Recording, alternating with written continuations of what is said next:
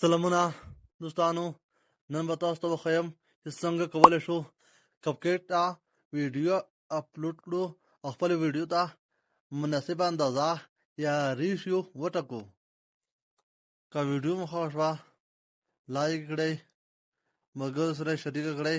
همدا قسم زما د فیسبوک پیج او یوټیوب چینل هم در سبسکرایب کړئ.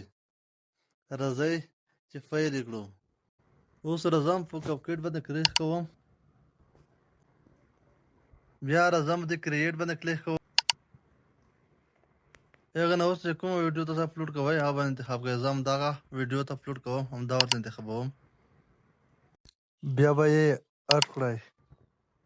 کله مو ویډیو چې اډ کړه، اوس راځم د دغې دپاره زه اندازه انتخابوم. تاسو به په دغې ویډیو چې کوم کلیپ ته په دې بیا کلیک وکړئ، بیا به راشئ په دغې غشي بیا کلیک وکړئ، بیا به راشئ اسپیکټ ریشیو به کلیک وکړئ.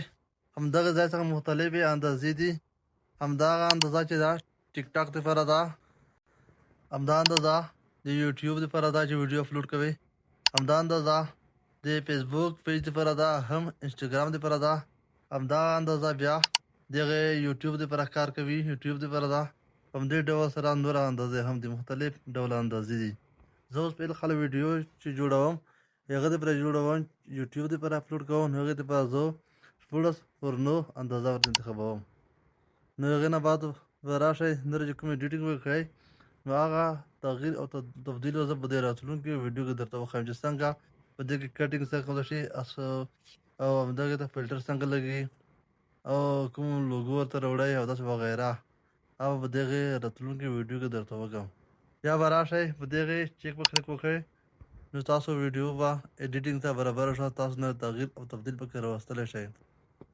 همدا وه څنګه کولی شو چې کپکیټ ته ویډیو اپلوډ کړو. که ویډیو درته ګټوره وه نو لایک یې کړئ، تبصره یا کمنټ وکړئ او سبسکرایب یې هم هېر نه کړئ.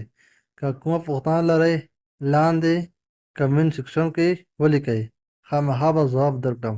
تر بلې ویډیو پورې بخیر.